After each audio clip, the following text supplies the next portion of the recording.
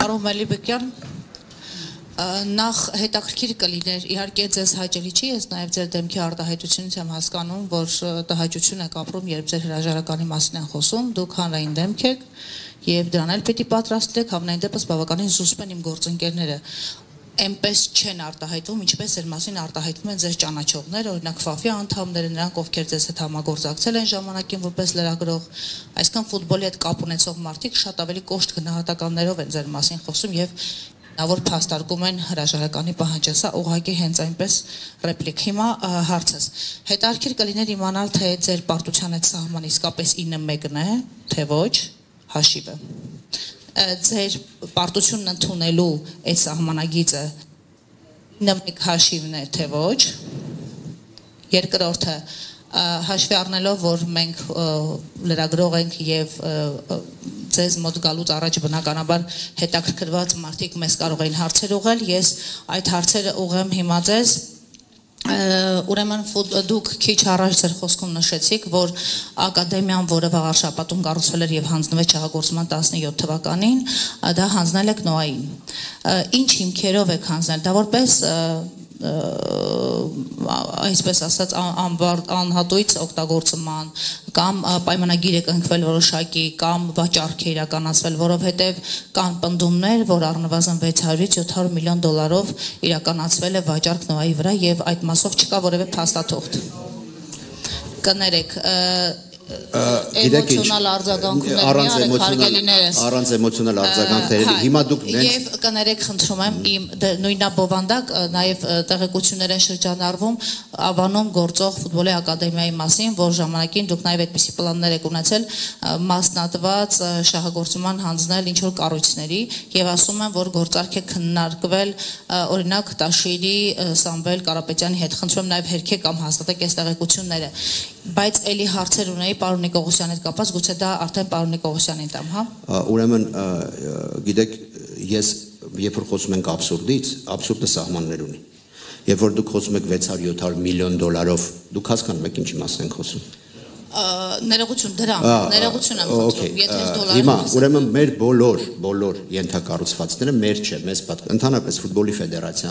ֆեդերացիան չպիտի ունենա ենթակառուցվածք բացի մեկ ազգային ստադիոնից եւ ամեն ինչ մենք կառուցում ենք, մենք տարբեր պայմաններով հանձնում ենք ակումբներին։ Դա անում ենք միայն մի պատճառով, թե վարձակալությամբ, թե անհայտուց օգտագործմամբ, թե այդ գումարը, որը ծախսել ենք դրա դիմաց տալով։ Ուրեմն բոլորը մենք հանձնում ենք տարբեր պայմաններով, դա մեկ։ Եվ դեմ չենք լինի, եթե մենք մեր ակադեմիան, որտեղ Հայաստանի ֆուտբոլի ֆեդերացիան իմ խորին համոզմամբ չպիտի ունենա ակադեմիա, որտեղ մանկապատանեկան ֆուտբոլի զարգացման համար պրակտիկ դաշտում պետք է պատասխանատու լինեն միայն ակումբները։ Հայաստանի ֆուտբոլի ֆեդերացիան կարող է ռազմավարություն տալ իրենց, աջակցել, կրթական ծրագրեր անել, բայց Հայաստանի ֆուտբոլի ֆեդերացիան ոչ մի կետում չպետք է ունենա ակադեմիա։ Եվ այո, մենք քննարկել ենք տարբեր, իդեպ 19 թվականից նաև նախորդ նախագահ Արտուր Վանեցյանը իմ ներկայությամբ քննարկել է Արտուր Սողոմոնյանի հետ ակադեմիան ինչ պայմաններով տարբեր վաճառքի, անհատույց օգտագործման որևէ պայմանով հանձնելու, որպեսզի ակումբը ունենա իր տեղը եւ որպեսզի ակումբը զբաղվի մանկապատանեկան ֆուտբոլով։ Ուրեմն որքան մենք այսօր պատրաստ ենք բոլոր ենթակառուցվածքները, որ դեռևս այսօր տնօրենք, չնայած մեծ հաջողությամբ Արմավիրը, Էջմիածինը, Աբովյանը մենք հանձնել ենք արդեն, պատրաստ ենք բոլոր ենթակառուցվածքները յուրաքանչյուր որևէ պայմանով տալ ակումբներին, որպեսզի ակումբները զարգացնեն իրենց ֆուտբոլը։ Եթե կարելի է իմ հարցին հստակություն էլի մտցնենք, այսինքն մենք այդ հարցը եկեք շատ պայմանը եւ փաստաթուղթ կարող եք հրապարակել թե ոչ, որտեղ կարծես թե ես չգտա, փաստաթղթեր կան, այդ պայմանները, որոնցով դուք հանձնում եք շահագործման, ինչու դրանք թափանցիկ չեն եւ Տաշիր գրուպի Սամվել Կարապետյանի հետ ձեր բանակցությունները այո եղել են թե ոչ եւ ինչն է խանգարել, որ այդ գործարքը կայանա, որտեղ կան պնդումներ ձեր մասնագիտական ոլորտից, որ այդ գործարքը մեկ պակաս չեղարկվել է դրսի միջամտությամբ։ Չէ, բացարձակապես նման բան չկա, ոչ մի դրսի միջամտություն, ոչինչ չկա։ Մենք քննարկել ենք, ես ասացի Փյունիկի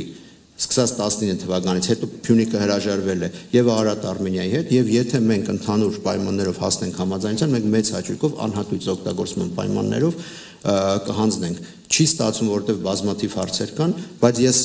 ասեմ, որ նորից կրկնում եմ, բոլոր մեր ենթակառուցվածքները մենք պատրաստ ենք ազատվել բոլոր ենթակառուցվածքներից, որովհետև Հայաստանի ֆուտբոլի ֆեդերացիան ենթակառուցվածք կառուցում է միայն այն պատճառով, որովհետև ակումբները այդքան միջոցներ չունեն կամ չեն ցանկանում ներդնել։ Այսքանով ավարտենք, որովհետև կան փաստաթղթեր, որոնք իհարկե առևտրային գաղտնիք են պարունակում, անհատույց օգտագործման պայմաններից եւ այլն, բայց կոնկրետ նոայի դեպքում դրանք Պարոն Ազարյան, նոայի դեպքում նախ ամենակարևոր բանը, որ ուզում եմ նշել, ֆինանսական փոխհատուցում։ Ես հիմա ձեզ կպատասխանեմ։ Ամենակարևոր բանը, որ ուզում եմ նշել, Հայաստանի ֆուտբոլի ֆեդերացիան հանդիսանում է հասարակական կազմակերպություն եւ իր գործունեությունը ծավալում է հասարակական կազմակերպությունների մասին Հայաստանի Հանրապետության օրենքի յուրաքանչյուր տառին համապատասխան։ Դա վերաբերում է թե անհրաժեշտ եւ պահանջող փաստաթղթերի հրապարակմանը, թե թափանցիկության մակարդակին, ասեմ ավելին, մի բան էլ ավելի թափանցիկ են, քան օրենսդրությունը պահանջում է։ Դժվար գտնեք Հայաստանում մեկ այլ սպորտային կառույց, որը օրինակ իր ժողովները հերթական, չեմ խոսում ընտրական ժողովների մասին, ուղիղ հեռարձակման ցուցադրում է եւ ամբողջ ընթացակարգը հրապարակային 2 ամսվա կտրվածքով անում է։ Ես գալիս եմ ձեր հարցին։ Հիմա ինչ վերաբերում է պայմանագրերի, բոլոր այն գործարքները, որոնք Հայաստանի ֆուտբոլի ֆեդերացիան կնքել է ակումբների հետ, գույքի այս կամ այն ձևով տրամադրման, այդ բոլոր փաստաթղթերը կատարվել են նոտարական ձևակերպումներով, գրանցված են Հայաստանի Հանրապետության կադաստրային կոմիտեում, շատ հանգիստ կարող եք հարցում կատարել, ձեր հուզող բոլոր հարցերի պատասխանները ստանալ, ավելին ասեմ, որպեսզի այսօր ինչ-որ թվերի հրապարակումներ բաներ չանենք, նոայի հետ կապված, նաև մինչ այդ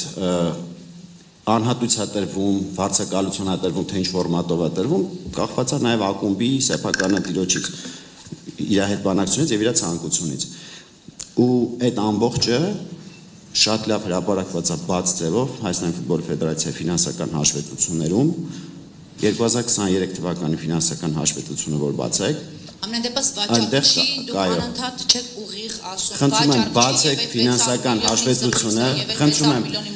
խնդրում եմ բացեք ֆինանսական հաշվետվությունը, ամեն ինչ կտենաք,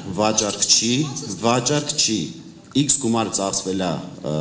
շինարարության վրա, հաշվարկվել է ամորտիզացիան, մնացած արժեքի փոխհատուցում է իրականացվել սեփականատիրոջ ցանկությամբ։ Իսկ այդ գումարը մուտքի արվել եւ վճարվել է եւ եթե չեմ սխալվում վճարվել է մեծ հարկ։ Եվ դրանց վճարվել է հարկ։ Դրա համար եմ ասում, ֆինանսական հաշվետվություն։ Կներեք, մի հարց է, դուք կարծեմ ասացիք, որ մարզիչների պայմանագրերը երբեք չեն հրապարակվել, այսինքն ես սխալ եմ հիշում, որ գլխավոր մարզիչների հետ պայմանագրերը հրապարակային են եղել, որտեղ ձեր պարագայում հրապարակային չեն։ Ես նման բան չեմ հիշում, որովհետև մեր պարագայում բոլոր մարզիչները, որոնց հետ մենք պայմանագիր ենք կնքել, 3 արտասահմանցի մարզչի հետ, իրենց գործակալներ եւ իրենք պահանջում են կոնֆիդենցիալության եւ ես չեմ հիշում, կա պայմանագիր, որ ես չեմ հիշում։ 2007 թվականից այն տարին է, երբ ես ֆեդերացիայում աշխատում եմ, 2007 թվականից որևէ մարզչի պայմանագիր եւ պայմանագրում նշված աշխատավարձ հրապարակային չի եղել, չի հրապարակվել։ Հրապարակվել են աշխատավարձերը տարեկան ֆինանսական հաշվետվություն, եթե դուք բացեք ֆինանսական հաշվետվությունը նայեք, բոլոր ուղղվածություններով ծախսերը կա։ Մեծ մաթեմատիկական գիտելիք պետք ունենալ աշխատավարձը հասկանալու համար, անկեղծ եմ ասում։ Շնորհակալություն։ Ես իհարկե հարցերելի ունեմ, բայց կսպասեմ երևի վերջում տամ, չչարաշահեմ գործընկերներից համբերությունը, թույլ տվեք, եթե կարելի է, որտեղ ինձ թվում է մեր ավագ գործընկերոջն ուղղված հարցերը մի քիչ կարևոր են։ Պարոն Նիկողոսյան, այսպես տեղեկություն են փոխանցում, որ ձեր եղբորորդին ֆեդերացիայում, ֆուտբոլի ֆեդերացիայում զբաղեցնում է նորաստեղծ ինչ-որ միջոցառումների կազմակերպման դեպարտամենտի պետի պաշտոնը, եւ սա այն դեպքում, որ նա բավականին բարձր աշխատավարձ է ստանում եւ չկան ենթակառուցվածքները, հա, այսինքն գոյություն չունեն աշխատողներ, չկա բաշխվածություն, թե ով ինչ գործառույթ պիտի կատարի եւ նա ստանում է աշխատավարձ եւ զբաղեցնում է այդ պաշտոնը։ Եվ հաջորդ հարցը, որը դարձյալ ձեզ է ուղղված, տոր կազմակերպությունը, որը փաստորեն իրականացնում է հանրապետական ստադիոնի անվտանգության ապահովումը, կամ պնդումներ, որ այս կազմակերպության սեփականատերը ձեր ընկերն է եւ ձեր միջոցով են այս պայմանավորվածությունները ձեռք բերվում եւ բավականին կրկին մեծ միլիոնավոր դրամների հոսքեր են այստեղով իրականացնում։ Նորայր Ավետիսյանի մասին է խոսքը, խնդրում եմ ասեք ձեր ընկերն է թե ոչ եւ ինչ սկզբունքով են ընտրվում այս գործարքները եւ ձեր եղբորորդու վերաբերյալ ասում են, որ 1 միլիոնը նաեւ գերազանցող աշխատավարձ է ստանում։ Իդեպ ասում են նաեւ ձեր 7 խորհրդականներն են 1 միլիոնը գերազանցող աշխատավարձ ստանում, պարոն։ Շնորհակալ եմ հարցի համար, թույլ տվեք պատասխանել։ Իմիջիալոս տորի տնօրենը խնդրեմ ծանոթանալ, ձեր կողքը նստացա։ Իմ ընկերը չի եղել երբեք, ես հիմա էլ կուզեի ընկեր ունենալ նման, բայց իմ ընկերը չի։ Մենք ծանոթացել ենք աշխատանքի բերենով, երբ որ ֆեդերացիայի հետ պայմանագիր է կնքել, այդ հարցը հանեք մեջտեղից, ծանոթացեք, ձեր կողքն նստած։ Կարծում եմ որոշակի առումով նաև Սյուզի դու պիտի հիշես իմ ընկերների շրջանակը եւ նա երբևէ չի եղել, դա առաջինը, երկրորդ։ Ինչ վերաբերում է եղբոր որդուս, այո, վերջերս նա աշխատանքի անցել Հայաստանի ֆուտբոլի ֆեդերացիայում, ընդամենը 1-2 ամիս առաջ, բայց իմ եղբայրը աշխատում է ֆուտբոլի ֆեդերացիայում, տեխնիկական կենտրոն ակադեմիայում, եթե չեմ սխալվում, 10 քանի տարի, իսկի շատ առաջ, ինքը այնտեղ աշխատում է թենիսի մարզիչ։ Ես չգիտեմ մի ուրախություն ձեզ, թե ցավս ինձ, պիտի ասեմ, որ ակադեմիայի ամենացածր վարձատրողը մարզիչ իմ եղբայրն է։ Դա փաստ է։ Չգիտեմ դա ձեզ բավարարես թե չէ, աշխատավարձերի մասով, որովհետև կներեք դուք հիմա ինձ հարցեր եք տալիս, ով ինչքան է փող ստանում։ Ես ձեզ պատասխանեցի, իմ հարազատ եղբայրը ակադեմիայի ամենացածր ստացող մարզիչ է։ Ինչ վերաբերում է եղբորս տղային, ընդամենը 1-2 ամիս նա ունի մասնագիտական հմտություններ եւ դրա նախաձեռնողը կներեք ես չեմ։ Ուրեմն ես պատասխանեմ, քանի որ պարոն Պողոսյանը մշտապես դեմ է եղել, բայց նրա եղբոր որդին ունի մասնագիտ։ Ես ուզում եք բոլոր 93 աշխատակիցների մասին չեմ կարող պատմել, բայց նաեւ անդրադառնալով պարոն Պողոսյանի ռեպլիկին միայն մի բան կարող եմ ասել, նրա եղբոր որդին ամենացածր վարձատրվող դեպարտամենտի ղեկավարն է ֆուտբոլի ֆեդերացիայում։ Ուրեմն եւ գործառույթ ունի, ուրեմն եւ գործառույթ ունի եւ ենթականեր ունի եւ հիմա օրինակ եւ գործառույթների շրջանակն է նրա անընդհատ ավելանալու։ Ես դա ձեզ ասեմ եւ նորից կրկնեմ, նա ամենացածր վարձատրվող դեպարտամենտի ղեկավարն է, որովհետեւ մեզ այստեղ պետք են եղել ոչ մասնագիտական հմտությունները եւ աշխատավարձը բացարձակապես նայել չի կարեւորել։ Բազմաթիվ գործառույթներ կապված բոլոր կազմակերպչական հարցերի հետ, բոլոր միջոցառումների սկսած խաղերից սկսած ստադիոններում տարբեր տիպի միջոցառումներ, վերջացած մեր ներքին միջոցառումների եւ այլն, բազմաթիվ գործառույթներ ունեցող մարդ է։ Եվ սա շարժման առարկա չի կարող դառնալ, որովհետեւ պարոն Նիկոլոսյանը դա չի նախաձեռնել եւ ինչ վերաբերում է այդ ընկեր եւ այլն, դա այս ասեկոսներն են, որոնք բացարձակապես կապ չունեն, նույն տորի ասեկոսները բացարձակապես կապ չունեն իրականության հետ։ Եթե դեմ չեք մի փոքր հնարավորություն տանք մարզական լրագրողներին, Նարինե մի վարքյան մենակ անվտանգության հետ կապված մի փոքր նկատառում անել, ուրեմն Հայաստանում անվտանգություն կազմակերպող կազմակերպությունների թիվը բավական փոքր է, 4-5, եթե չեմ սխալվում, առավել շատ դրանցից ռեսուրս ունեցողները 3-ն են մարդկային առումով։ Հիմա պատկերացնում եք Հայաստանի ֆուտբոլի ֆեդերացիան տարեկան քանի խաղ կազմակերպում, քանի հավաքականների համար եւ գոնե առնվազն ազգային հավաքականի համար քանի հոգի է ներգրավում դրսով ներսով մարզադաշտի անվտանգությունը ապահովելու համար։ Այդ ռեսուրսը իմ նշած 5 կազմակերպություններից ունեն 2.5-3-ը, այսպես ասենք, մասնակի։ Դրա համար Հայաստանի ֆուտբոլի ֆեդերացիան միայն տոր ընկերության հետ չհամագործակցում, հավասարապես համագործակցում է նաև Արմոբիլ ընկերության հետ, Ինջալոց Արմոբիլի հետ էլի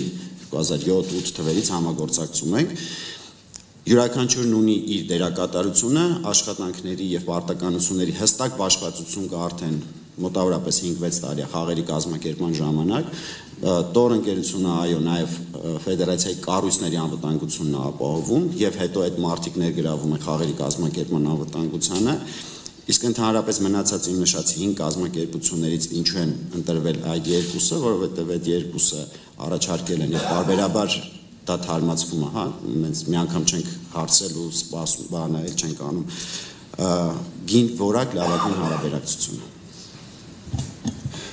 Հերթով ասեմ, որ մի քիչ Սյուզի ջան, խնդրում եմ մյուսներին էլ հնարավորություն տան։ Այդ հարցին պարոն Նիկոլոսյանը պատասխանեց արդեն։ Դուք եկել եք Հայաստանի ֆուտբոլի ֆեդերացիայի նախագահի մամուլի Սուլիսի ԿՊ-ի հետ որևէ չկա։ Կներեք, Սուզան, դուք սխալվում եք։ Մենք ոչ մեկս քաղաքական թիմը չի ներկայացնում եւ խնդրում եմ, ես անկուսակցական եմ եղել ամբողջ կյանքում եւ հիմա էլ անկուսակցական եմ եւ երբ որ դուք հիմա Հայաստանի ֆուտբոլի ֆեդերացիան քաղաքական հարցերով չի զբաղվում, եկեք այստեղ վերջակետ դնենք եւ անցնենք առաջ։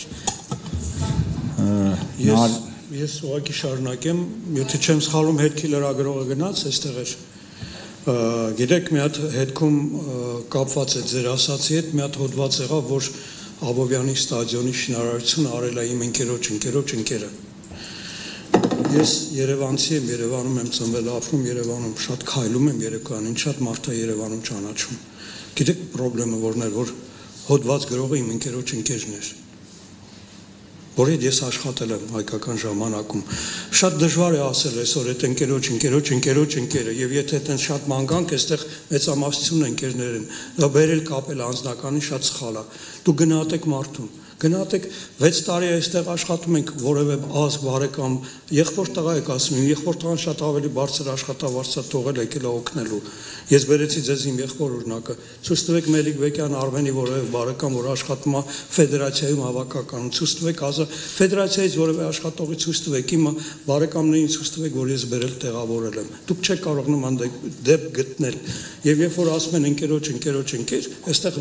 Հայաստանը փոքր երկիր է եւ եթե դու ունես փոքր շրջապատ դու կարող ես ընկերոջը գտնել միշտ հետեւաբար կներեք շարունակեմ հետեւաբար դա սխալ դրույթ է այդպես ասելը ընդհանրապես դա մի նպատակ ունի ուղղակի փնովել որը կարծում եմ սխալ է Նարինե Վարվարա հետո Հայկ հետո կվերադառնանք ստեղ Վարվարան եթե չունի Նարինեն